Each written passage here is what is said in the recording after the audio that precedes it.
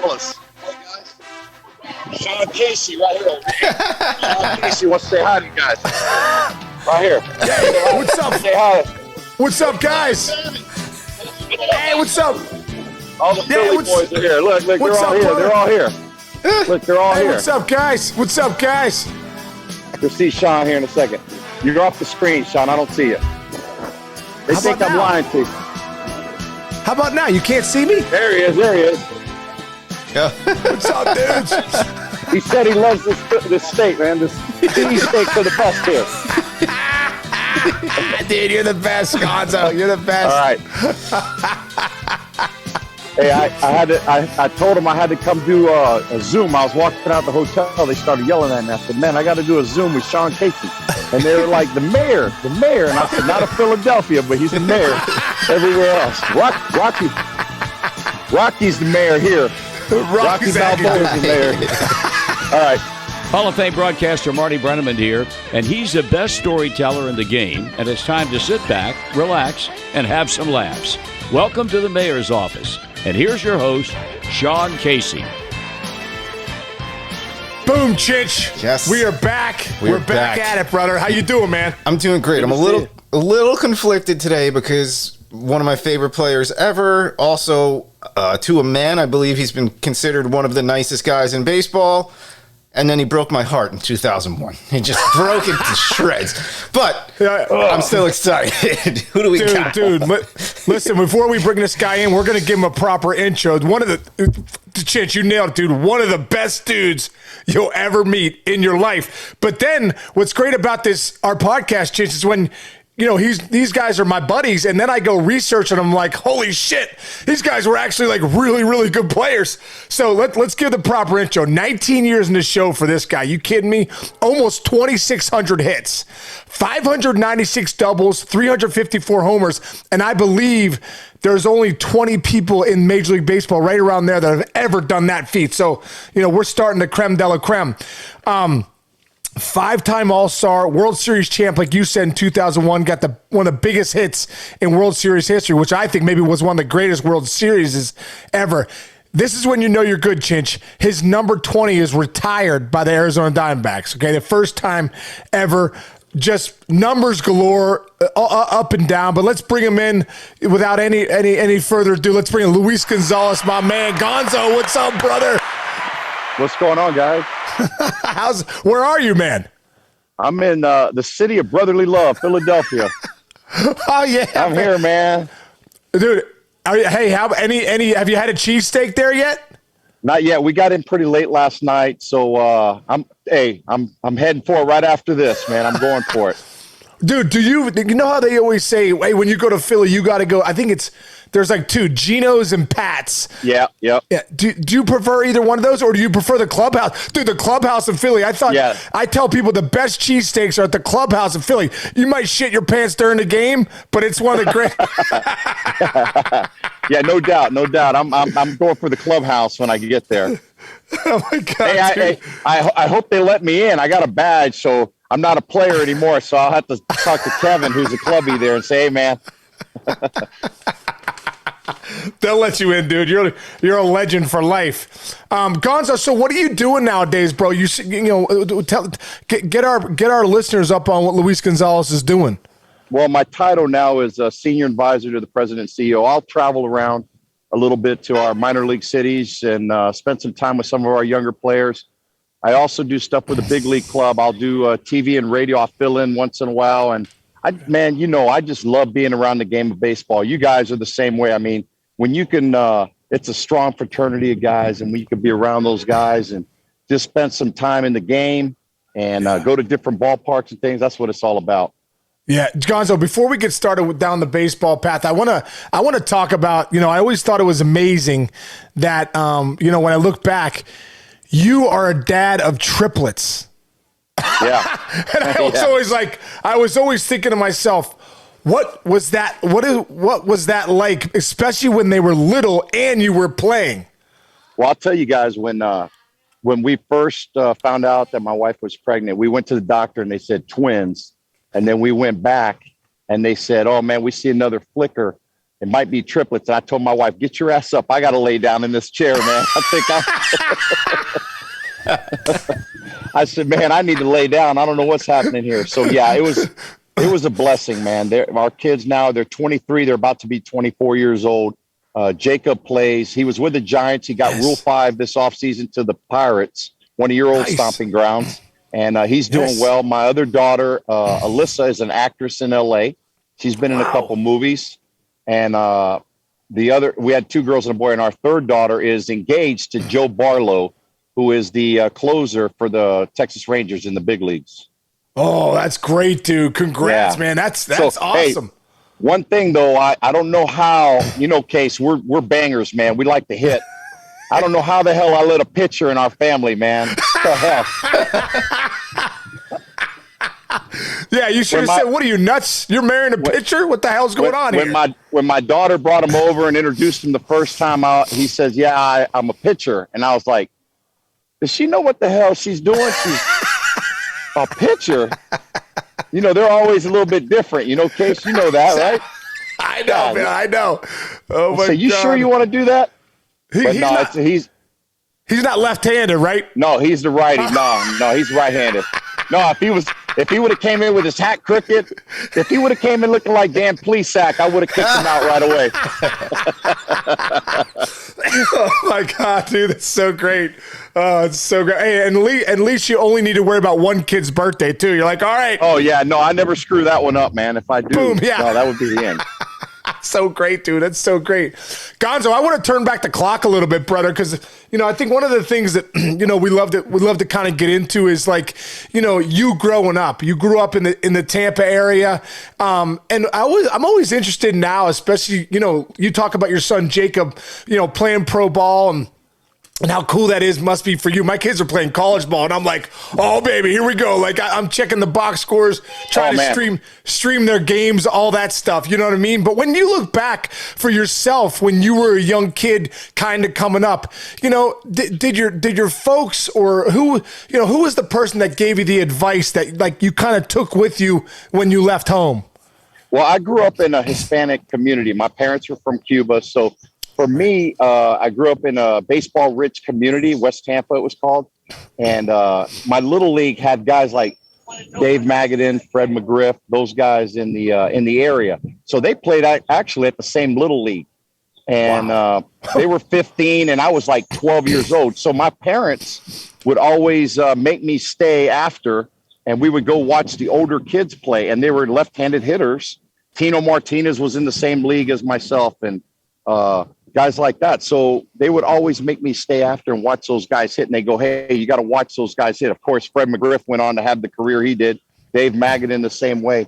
But even in high school and all the way up through Little League, man, Sheffield, Derek Bell, Dwight Gooden, Wade Boggs, all these guys, Tony La Russa, Lou Piniella, within about a 30-mile radius. At one time in the early 90s, there was about 25 or 30 of us in the big leagues.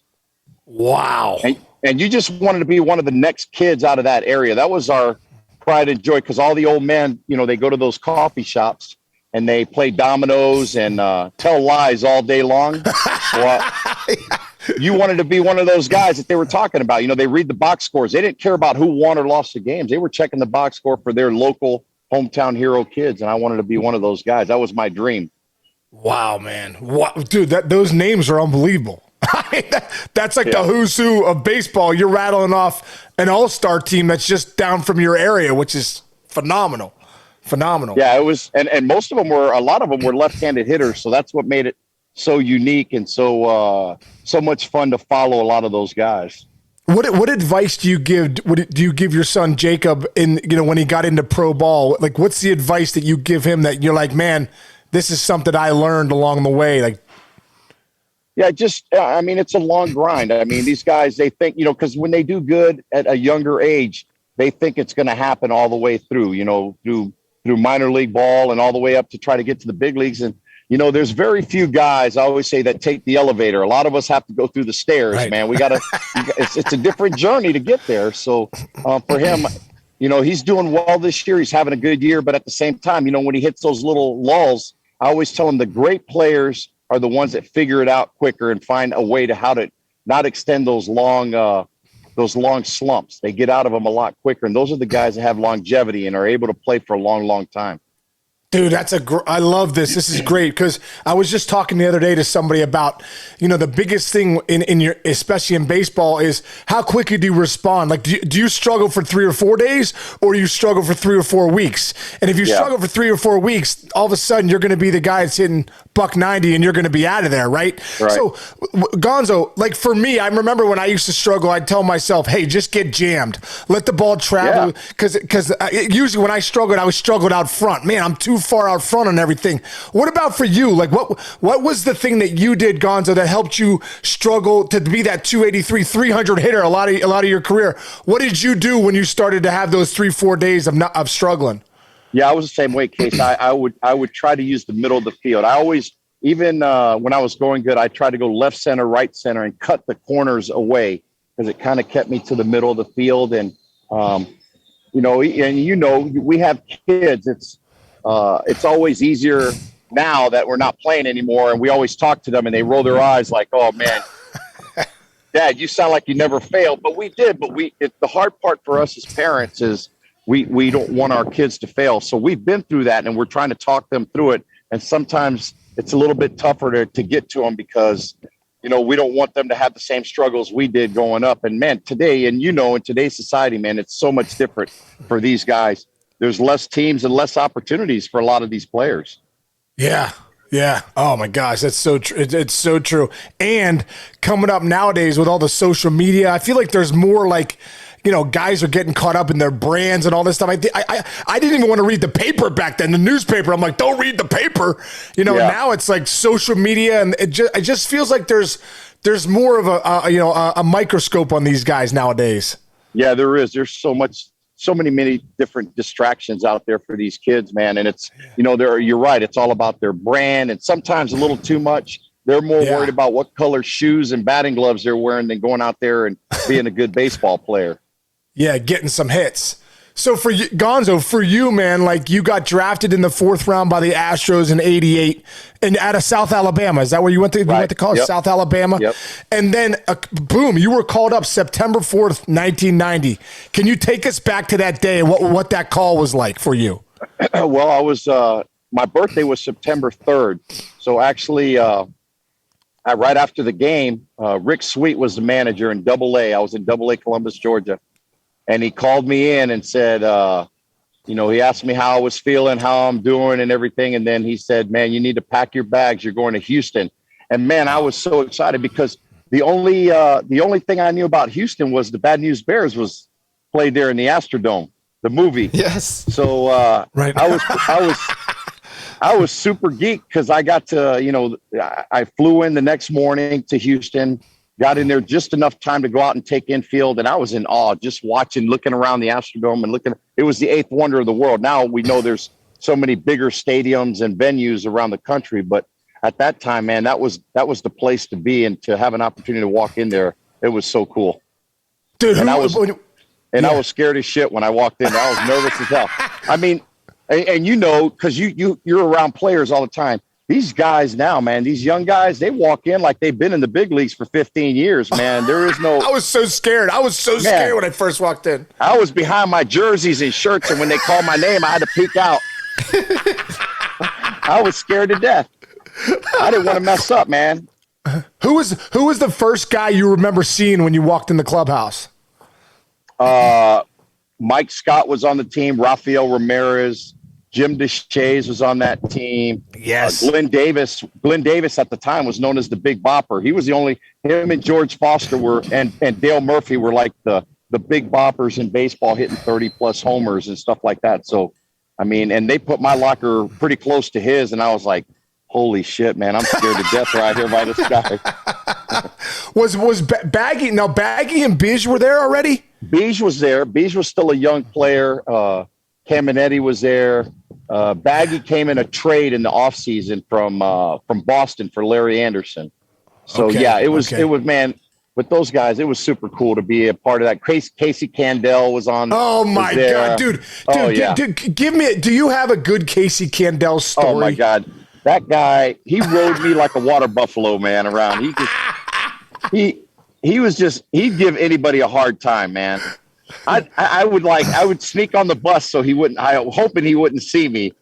You know, I was like, oh my God, this guy's just going to start yelling at me and screaming at me on the bus or on the airplane or anything. So no, I mean, those guys, and it was old school way, man. They were so good. Yeah. I mean, you know, hey, if they asked for something, you jumped up and got it on the airplane or in the clubhouse. But you know what they really did? They took care of you as a young player. You know, they took you out, they took you shopping, they took you to eat. They wanted you to save your money. It was, you know, that's how it was for a long, long time. You don't see that now as often as you used to.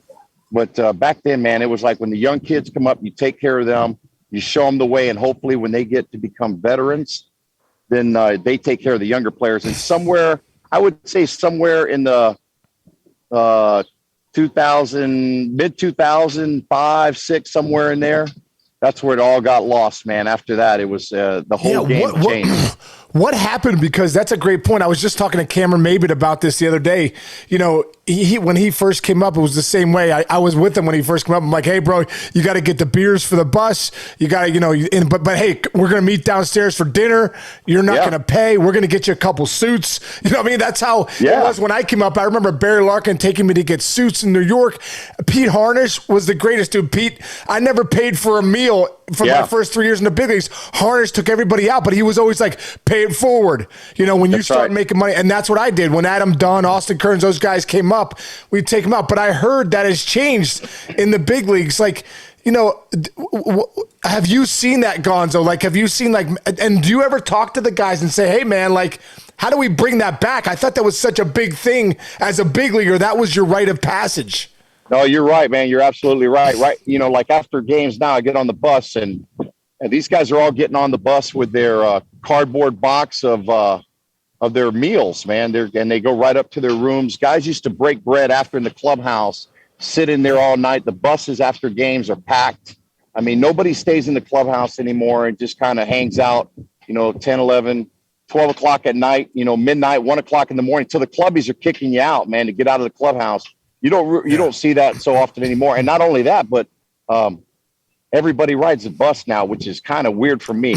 I mean, I get on the bus, man. I'm looking around. I'm going, shit, the whole team's on here. I never, and I know I'm sure you didn't either. We were always early guys to the ballpark, man. I never rode the bus. Never, dude. It was frowned upon. You weren't allowed to ride the bus back then. At least that's what I was taught. Yeah, and then if a young guy showed up late, you jumped his ass and said, hey, dude, we're all here. Why aren't you here? Why did you ride the bus? And they never did it again. Now it's just so much different.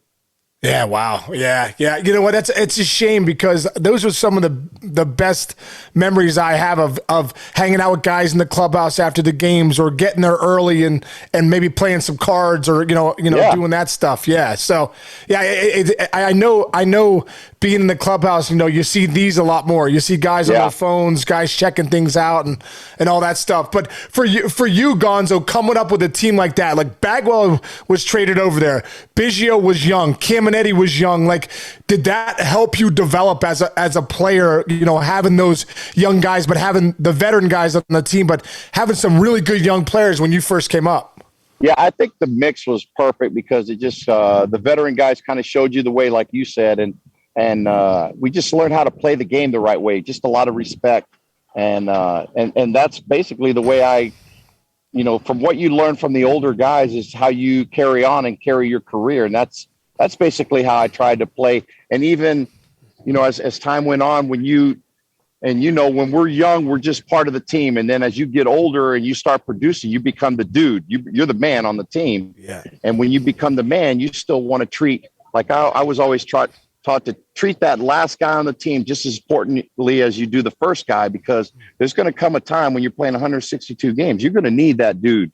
You're going to need that last guy on the team, man, to come up clutch for you, either coming in a game to pitch or to pinch hit or to be out there playing when somebody goes down. So that's why I was always taught, man, treat everybody the same way. It doesn't matter who it is. And I know you have that reputation too, man, even not just the players and the clubhouse guys and everybody around, but even like the people out you walk around that put on the same uniform as you, like, you know, that represent whatever ballpark you're working at, man. That's how I always wanted to be known. Your career goes quick, man. As many years as you play, you look back at it and you go, man, that was a blur.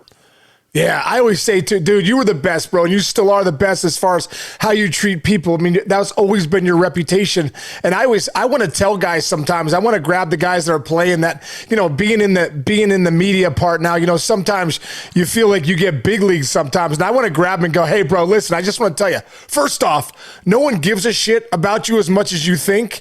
And when you're done playing like this, no one really cares. So just treat people the way you want to be treated. Be kind to people. Everyone has a job to do, and just be a kind human, Yeah. No, it cracks me up, man, because, every team's got young players, and, when you're out on the field, you kind of observe, and I know you do that too. You kind of watch guys, and there's guys that you really like as young players, and you go, man, they get it, and, stuff like that. I'll give you an example. I played with Bobby Witt Sr., his dad. So Kansas City comes in to play us a couple weeks ago in Arizona, and I'm watching Junior. I'm watching him, the way he's out on the field and interacts, man. And that dude, his dad and mom should be so proud of him, man. They brought him up the right way, because he went, he would hit and then walk back there and sign autographs for kids. And he knows, I mean, there's green flies everywhere, the autograph hounds and stuff like that. But he took the time to even do that and to go around those young kids and be around them. That makes a dad proud, especially a former big league guy that played for a long time, to see your son follow your example the way you did it, man. I told Bobby Sr., I said, man, your kid, he gets it, man. And I texted the Junior after a game, after he got his first big league hit. I said, man, congratulate, man. He's all over it, man. Yay, thank you.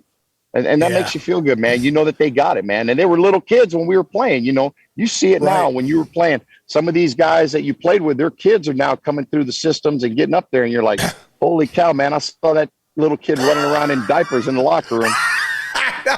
Dude, I remember Bo Bichette.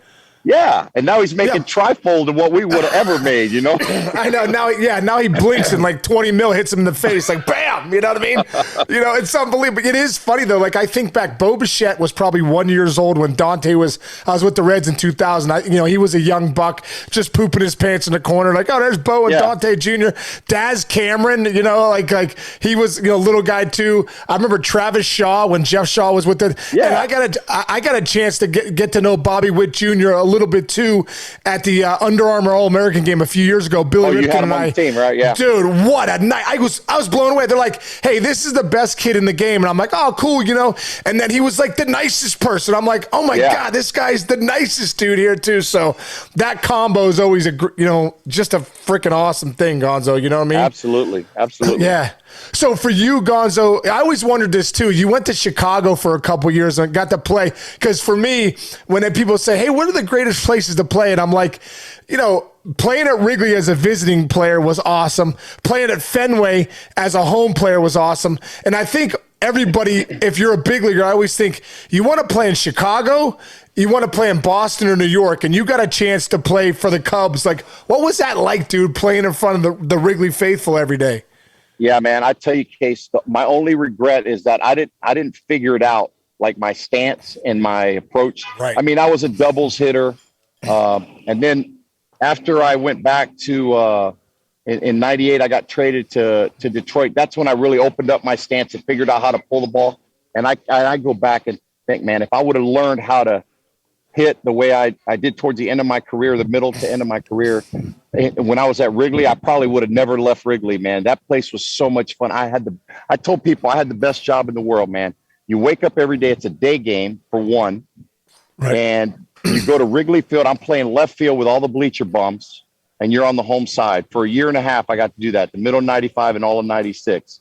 And then, man, it was it was incredible, man. And not only that, the only bad part, the drawback to that, is like when you play in them crappy cities, nobody wants to visit you. You go to Chicago, everybody's your best friend, man.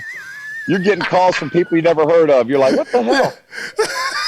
Hey, can I get 10 tickets to the game? Yeah, you know? Oh yeah, and they're calling you like 2 hours before the game on a Friday.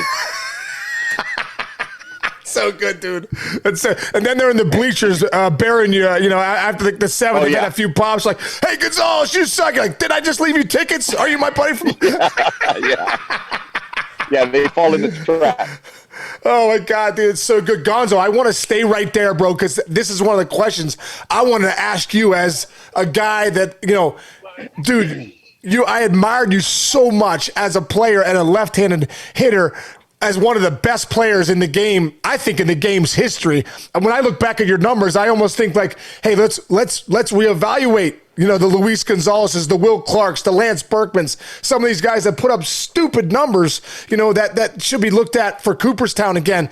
But your swing, bro, and you hit the ball so hard. I don't know if people don't know that didn't follow your career. Man, that ball jumped off your bat. And you talked about that open stance and that, man, you started to figure it out a little bit when you got to Detroit in 98 and then you got to the Diamondbacks in 99.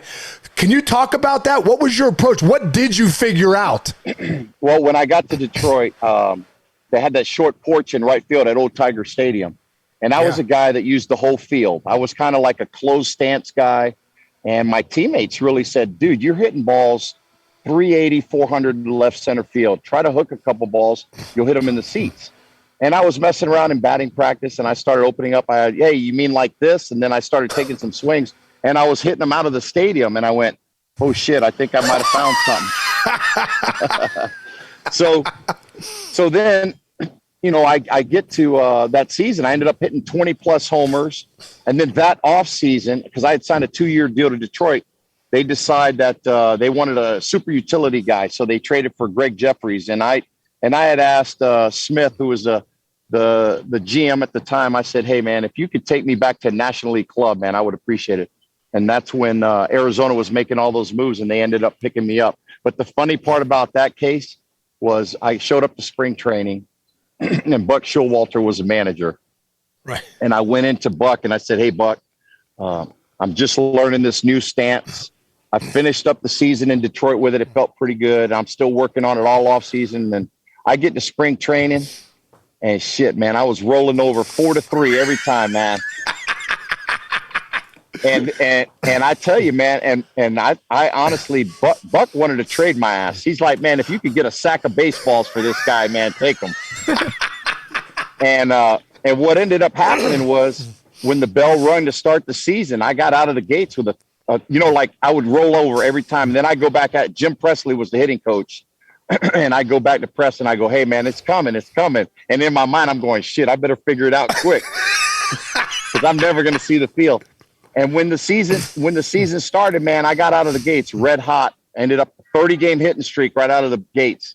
And then I ended up leading the league in hits, but I got a great picture of Buck with his arm around me in the dugout during the season. And I was like, shit, that guy would have traded me for anything, for a dinner for two somewhere or something, anything. But and from then on, my career just it flipped and turned around. I mean, I was a steady player, and then it just elevated when I got to Detroit and Arizona. Gonzo, did you feel like with the open stance, you could take that pitch middle away and still drive it out a pull side? And, you had 1 year you hit 57 home runs. You really started to become a home run hitter. Did you try to hit home runs? Not really. No, I just went up there trying to hit the ball hard. I literally became a pull hitter. I would go up to the plate, always looking fastball. I didn't care who was throwing. I was looking heater, dead red every time. And like I said earlier, I cut the field down. I was going left center, right center, and I tried to hook everything to right center field. And if a guy was throwing, 98, 99, and I was late, I'd end up hitting it to left center field. And they're like, damn, he did a good job. He was going on with that pitch. And I was like, shit, I'm trying to hit it to right center field somewhere in the gap. But you know what I mean? It looked like I was, Yeah. But we all had different approaches. Like I had a 2-strike approach. If I'm facing somebody I couldn't hit, shit, I would spread out from the get-go and try to either work my way on base and guys don't do that anymore. They don't have any type of plan when they come up to the plate, man. Everybody's lifting separate. That's why there's so many strikeouts in the game. Oh. I mean, guys are throwing harder. I give them that. But I mean, if you could put an old school team together and put a guy up there throwing 100 miles an hour, I think we got a chance, man, because we would make adjustments as the game was going on. Players don't do that, man. You see one time, they punch them out. They come up the second time, they're doing the same thing, and the pitcher's pitching them the same way because he got them out the first time, and they never make an adjustment. That's what's a hard thing sometimes to adapt and to watch as a player. Yeah. 3 big swings, too. Sometimes I watch these guys, I'm like, that guy took the same plain swing. Yeah. 3 freaking swings. And fastball, slider. It looked like it was a fastball up on all three of them. But Man, and some of those guys, you could chuck the rosin bag at them. They're still swinging at it, man. It doesn't matter. There's sometimes you go out and you're watching the game and you're like, the kid was already committed in his mind to hope that he's throwing where he's swinging. right. You know what I mean? He's like, I'm going to swing here. I don't care if he rolls a damn ball. I'm hoping he throws it right here and I'm swinging at it. So I think that's the hard part sometimes when you see some of these guys playing the game. And a lot of these guys are great players, man, and they can become even better. They just don't work at their craft because they think they're going to be there forever. Yeah. Gonzo, what was the biggest focus of your swing mechanically? Was it hands? Was it hips? Mine was, my back foot, I turned my back foot towards the pitcher so I wouldn't lock myself up and get jammed. A lot of teams used to throw me hard in, soft away. So I always wanted to clear my hips. And my thing was to keep my bat in the strike zone as long as I could. And that's why I always looked fastball. And if I got a breaking ball, I could, like I said, I try to hit left center, right center. So if I got something off speed and I'm trying to hit it to right center, I'm looking heater, they throw me a breaking ball, I could hit it down that right field line.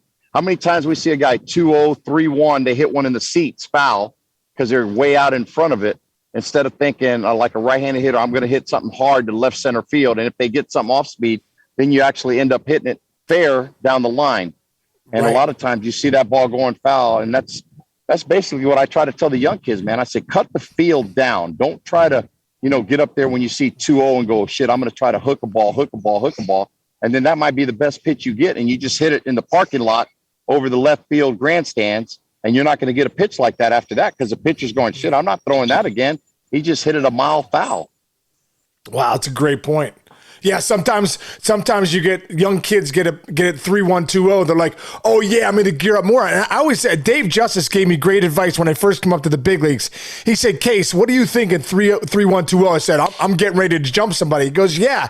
He goes, you can get ready to jump somebody, but all it means is 3-1, 2-0. Your odds of getting a fastball and a pitch you can drive are better than they are if you have two strikes or whatever. And I always said, I still got to stay under control 3-1, 2-0. I can't just be up there wailing away because, like you said, Gonzo, you'll get the pitch you want and you'll hook it foul and you ain't seen it again, Yeah, absolutely. Absolutely. So for you, Gonzo, like I want to go back to '99, the All-Star game, because one of the funniest moments I still tell. I don't even know if you remember this story, but we were in the clubhouse, dude. I was like as happy to be at the All-Star game. I think I was leading the league in hits at the time. I had like 129 hits, and you were right with me. I think you ended up getting 206 hits. I think I got 197. But I remember it was you, me, Mark McGwire, Tony Gwynn, and Barry Larkin. And I was just like in the corner, like you said, when you first got up to the big leagues. I was like trying to hide behind the shower curtain, like, holy shit, I can't believe I'm here. I hope they don't figure out I'm here. They're gonna tell me to go home. But I remember you were like, hey, Case, you kind of call it, you were holding court. You're like, Case, you're like, how many hits do you have right now? I'm like, he's like, you're leading the league, right? And I'm like, yeah, Gonzo, I'm leading the league, 129 hits. And you're like, how many infield hits do you have? And I was like, 0. And you're like, no, that's raking. That is raking. I was right there with you. I was right there with you, man. Hey, I tell you, man. And hopefully, like our kids will get an opportunity one day if they make it to the major leagues, will get a chance to play in the big league in an all-star game. That is the most incredible feeling when you walk in that room amongst your peers and know that you're one of the best of the best. It doesn't matter if you play in one all-star game or 20 of them. Just having that opportunity to walk in there, man, it's unbelievable. Case, I'll tell you, in 2001 at the All-Star game, I got selected to be in the home run derby. Yes. And I'm like, shit, I've never done this before, man. So I'm sitting on the field watching Smash Mouth, man. They're playing, hey, now you're an all-star and all that. And I'm watching that. And I'm sitting in the dugout. And then somebody from MLB comes over and says, hey, we're starting in about 15 minutes. And I go, oh, can I get some swings in downstairs? They're like, oh, they've been hitting down there for half an hour. I'm like, are you serious? They go, yeah, we don't have time now. And I looked at Jeff Matuzis was the guy who used to throw to me batting practice. And I go, shit, man. So, when you're in a home run derby, you just want one to represent. Because if you don't hit any, you better not come into that clubhouse with 0 on the board going into home run derby, right? And there's been guys that's happened to. So So, man, I get out there in the first round. I think my first 6 swings, and back then they were doing the 10 outs, the 10 out. Oh, that's thing. right. And I think my first swing, I was killing families of 4 in the grandstands down the right field line. I mean, he was getting the ball right here, and I was already out in front. And then I stepped out and kind of relaxed and said, all right, let me just, and then I won that thing that year. And I think I consider myself the little engine that could, because I hit like 5 the first round. I think I had a 6th round, and Giambi hit like 42 in one round. Yeah, I got here. Giambi hit 14 in the first round. 14. He was exhausted, and I was the little engine, man. I just kept puddling along. And then the next thing you know, I found myself in the finals. Oh. And it was against Sammy Sosa. So Sammy brought his family of 42 down on the field. And I got my my wife and some other friends sitting up in the 5th level up there up top, because nobody was expecting me to win it, and I ended up beating him. So then, they're like, "Hey, we got to take you to the media room." So I was pissed because they brought his whole family down and they left mine. So I said, "Well, I can't go in there until my family comes down." So they had to run up and get them and bring them down before I went in the press conference, man. Oh, my God. And then I won it. And you know how we are, Case, man. I appreciate the game more than all the other, the trophy and everything is great. Every year, like my son, when the home run derby's coming on, I'll take a picture. I'm sitting on the couch and I'll hold the trophy like I'm hugging it. And I have them take a picture from behind me, and I got the home run derby on the big screen. And I said, so great. And I'll text my son, "Hey, they're trying to get one of these, what your dad already has, But I didn't know what to do with that. I got the trophy. I was like, shit, what do I do with this? I'd never won something like this. This hardware. I just had little league trophies in my house, Oh, my God. I told the clubbies in Seattle, they were like, because we were coming into play later, and I said, well, I'll leave it here. And they were like, well, what do you want us to do? I said, shit, take it out like the Stanley Cup. Just take it around. Take it around. And they took it to bars and restaurants and let people touch it and take pictures with it. Because I was like, what was I going to do with it? Yeah, put it on your mantle? Yeah, No, you might as well get it out to every bar you could so that people could enjoy it. Yeah, at least the clubbies could get free drinks for the night or something, man, That's so great. Gonzo, I want to go back to that year because you talk about hardware. Not only did you get the home run derby, championship at the All-Star game in Seattle, I want to go back to your votes. I mean, you were 3rd in MVP voting that year. You hit 325, 57 homers, and 142 ribbies, which is absolutely phenomenal. But you also won the World Series. And this is where I really want to go, bro, because if you go back to all the World Series out there, and if anyone that paid attention to the 2001 World Series, it might be the greatest of all time, especially with the stakes of 9/11 and the World Series being delayed, and you're playing the Yankees, and George Bush throws out the first pitch, and I'm not sure, Game 3 or something, or Game 1. Can you go back to what was that World Series like, and did you feel like you guys had the team to win it? We did. We felt like we had a good team. Actually, the team in '99 I thought was a really good team. We ended up losing to the Mets. Todd Pratt hit a home run in dead center field that Finley ran into the wall, where I think 99 times out of 100 he makes that play. But that 01 team, when we got, you like your chances when you got a guy like Curt Schilling and Randy Johnson on your team. But but they had a great team too, man. They had won 3 World Series in a row. And those guys knew how to win. We beat them the first 2 games at our place, and we were like, shit, we're going to take them 4-0. And then we got there, and hell, man, it was just, with all the stuff, Ground Zero and 9/11, and it was just so crazy, all the security and everybody. And they beat us those 3 games there. Case, that might have been the loudest I've ever been in a stadium in my entire life, how loud it got when those guys hit those home runs in games 2, 3, and 4. It was, Jeter hit that ball after midnight over there, and it was nuts, man. It was just crazy. But to be a part of that and to get the opportunity to come up Game 7, bottom of the ninth, that's you dream about that as a kid, man. And I'm a sports fan. Yeah. So, You know, Gonzo, set the stage there, bro, because it wasn't just first off, you guys went up 2-0. The Yankees come back in historic fashion. I think your boy Tino Martinez hit a huge one against Kim. Brocious, Jeter, you know, and it looks like, oh my God, has the pendulum swung to the Yankees going back to Arizona. And then you guys scrap and, you know, it's back to 3-3. And then can you take us back, though, to the ninth inning? Because I can't remember if it was 2-1 or what it was. But Mariano Rivera is coming in, who at that time is unhittable. I was one of the guys he punched out in the eighth inning. Oh, wow. He struck out the side in the eighth. And I think Finley was the only guy that got a hit. But he punched out me, Matt Williams, and somebody else there. And I was like, shit, man, this guy. But in the ninth inning, we came around, we started rallying. And then the thing I remember in the ninth, it was second and third. And who was it? It was Craig Counsell was coming up to the plate in front of me.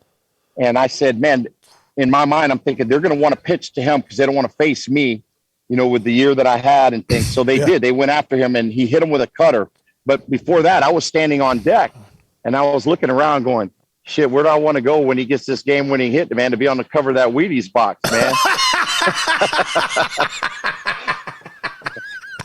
I was like, man, he's going to get this hit, man. I want to get in there too, man. I've been playing my whole career for this. So he gets hit now, and then all of a sudden, you know, it's bases loaded, and I go, holy shit, man, now it's my turn. So as I'm walking up to the plate, that's when he runs out and decides to bring the infield in because Mariano throws the cutter. I'm a left-handed hitter. And, you know, if I hit a weak ground ball with my blazing speed, they weren't going to turn two, you know? So, so they decided to bring the infield in. And then in my mind, after that bat I had in the eighth inning, I told myself, I don't want to take pitches. I don't want to fall behind. I want to be aggressive. Because usually in my career, most of the time, I always took the first pitch, kind of to gauge speed.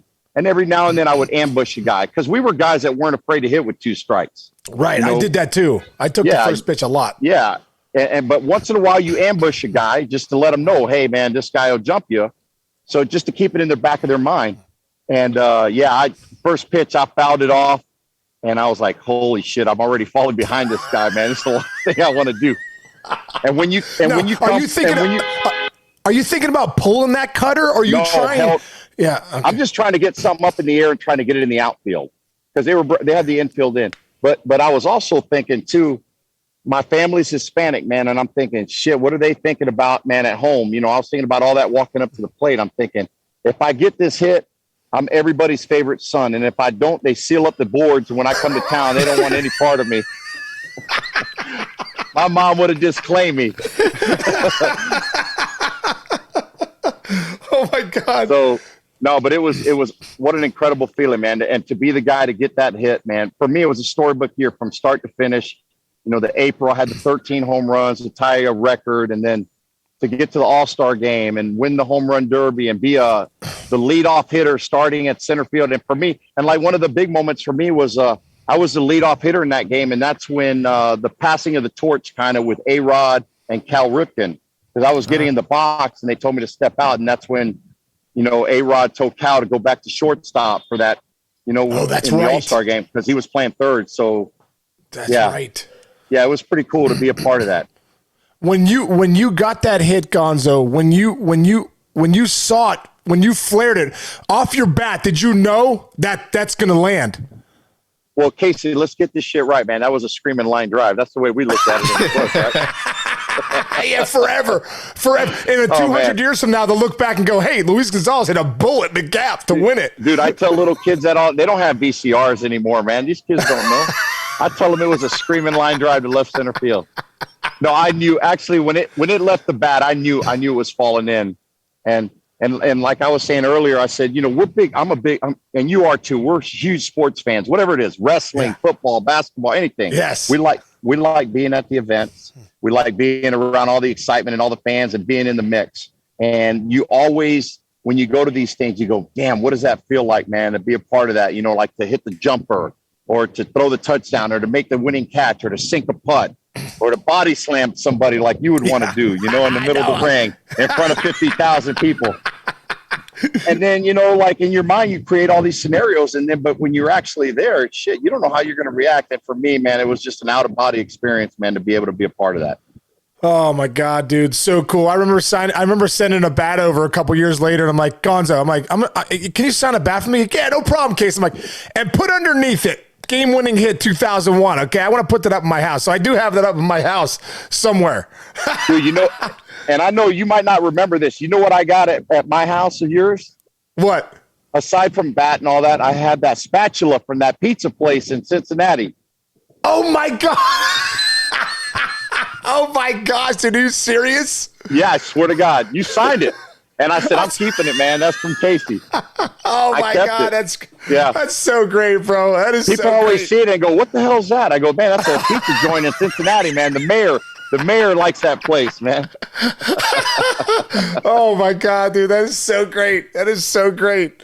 So Gonzo, for you, brother, I mean, like I said at the beginning, like what a career. I mean, that 2001 was one of the greatest years ever, but you had so many monster years.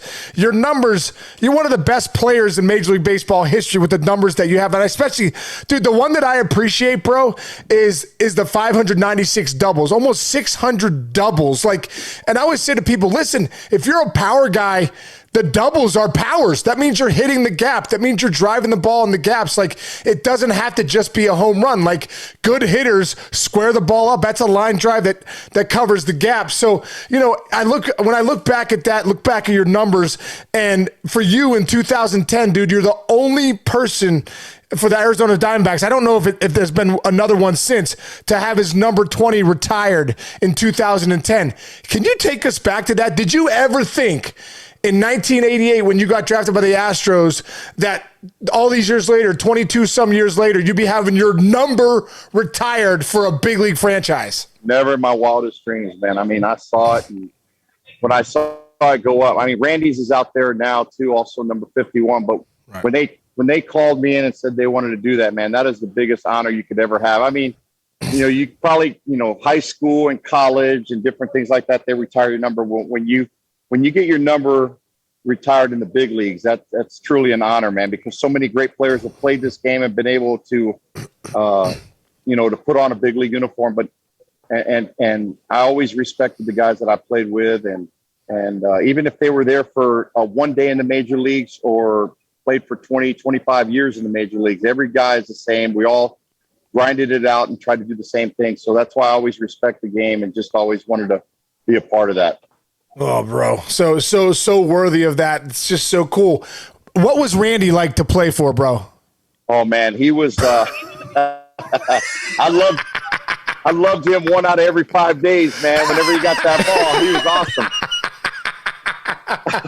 Well, he's not the most outgoing, fun-loving teammate, or? He is now. When he was playing, man, oh my God, he was so wound up tight, man. It was crazy. I mean, this guy. But when there's a game on the line, that's the guy who you want to have the ball, man.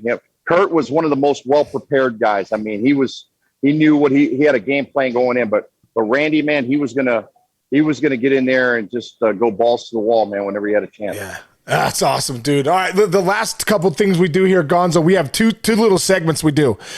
Who owns you, and who did you own? Well, I had a good rapport. I hit Greg Maddux very well. Wow. Chich, what are his numbers? 313, 10 homers, 22 ribbies, and 115 ABs. Oh boy. 10 walks. 10 walks. How did you hit him hit him so well, dude? Hey, you know how it is when you're young, you go to a park and you start doing well, you always do well. He was playing for the Cubs. I was with Houston. I hit my first 2 big league homers in the same game off of him. And then I always seemed to feel comfortable when I faced him. And then the worst guys, you could throw Jamie Moyer out there and Woody Williams. I mean, I talked myself into the lineup one time. Brentley was going to sit me in Seattle, and I said, "BB, I got him today, man. I got him." And he goes, "Man, you don't have good numbers." I said, "I got him today. How do you know? I'm going to get 3 or 4 today." I went 0 for 4. I showered and got out of that clubhouse so quick before he could find me after the game. I didn't want him to yell at me. Just dropping the fastball. Moyer was tough because he'd throw like 78-mile-an-hour fastball, but the changeup was so effective. It made the fastball look like 95 sometimes. Below hitting speed. He threw below hitting speed. But, man, he was good. He knew where he was throwing it, and he knew how to get you out. 0 for 16. How many? 0 for 16. There you go. Those are restless nights right there when you know you're facing that guy the next day. Who's one more guy that you really enjoyed hitting against? There has to be, with these numbers, there has to be one more guy that pops into your head. I like facing Pedro Martinez. I like Doc Gooden. I like the guys that threw hard, man, because it was always a challenge when you're facing those guys. I mean, you always felt like you were up for the challenge. You got Mike Hampton really good in his prime, too. Hampton? Yeah, 364, 5 dingers against him in 44 ADs. There you go. Yeah, and Hampton was not a walk in the park for lefties. He had that little sinker in, you know. Well, I used to like that little hanging curveball he threw, man. I'd sit back on it and try to kill it. How about this one? 13 for 29 off David Wells. Oh, Boomer too. Yeah. 4 dingers. And they wanted us they want to sit us early in our career against lefties. Come on, man. Dude. No, I think like the biggest thing for me was in my career, my numbers were, I think, pretty close to even lefties and righties, my splits. So that was a big thing, man. I think it's always important if you got left-handed hitters that can hit lefties, it makes you a better player. Gonzo, I agree with that. One thing that drives me crazy is they get these young kids up there that have hit lefties in the minors. Then they start platooning them. And then I'm like, and I always say, you know how you hit lefties? You play against them. Right. You learn how to hit them. And I know for me as a left-handed hitter, it helped me keep my front shoulder in more. And that made me better against righties. So whenever you bring in a lefty, I'm like, oh, hell yeah, because you're setting me up for the next week because I got a chance to I got to lock in against this lefty. Did you feel the same way? Oh, yeah, no doubt about it. Whenever I had that opportunity. I'm walking over here to these card sharks over here so they can see the I got a bus in like 5 minutes, man. But Gonzo, are you on? Okay, we got one more thing. We got one more thing. All right. Do you have to get on the bus in 5 minutes? Yeah, in 5 minutes. But I got to get my bag, man. They're going to leave me. Okay, but look, go. I want you to see all these guys right here. Look at all these guys. Hey, what's up, everybody? Hey, you guys still got your Sean Casey cards? Oh, the guy said he just did a signing with you, man. What? Oh, appreciate it. He said thank you. Yes. He bought his kid a new suit with that money. So Dude, oh my God. Hey, Gonzo, bro, you are the best, man. Thank you so much for your time today, dude. So great, man. And glad we could go down memory lane, brother. And I will see you really soon here, man. You got it, man. I love you guys. I'll talk to you. All right. Thanks. Love you, Gonzo. See you, buddy. See ya. Dude, how great was that, bro? It's so great.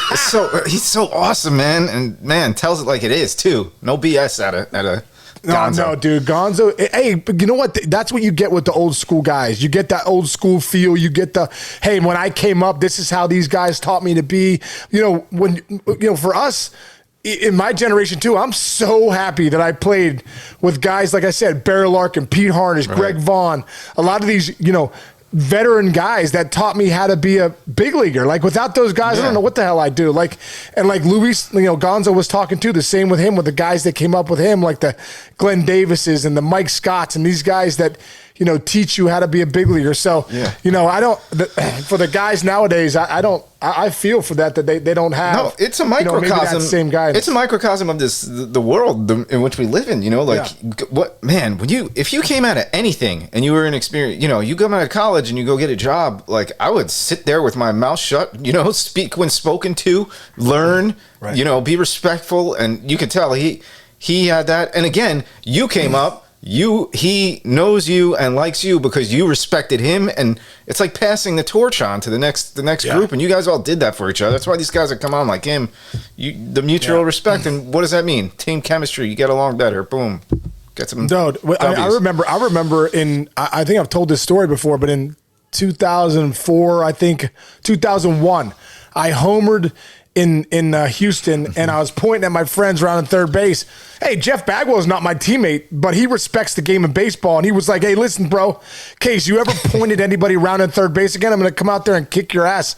You know, we have go check out the Jeff Bagwell podcast that we did. Baggy talks about that. Yeah. I'm going to come out and, dude, I never did that again because Jeff Bagwell tells me, "Hey man, that's not respecting the game. That's not respecting the guys on the on the bump and the guys in the other team." I'm like, "You're right, bro. My bad." Yeah. And that'll never happen again. So like guys like Luis Gonzalez and Mark McGuire's and the Jeff Bagwells and the Barry Larkins, guys that were like teaching you how to play the game. It didn't have to be on your team, right.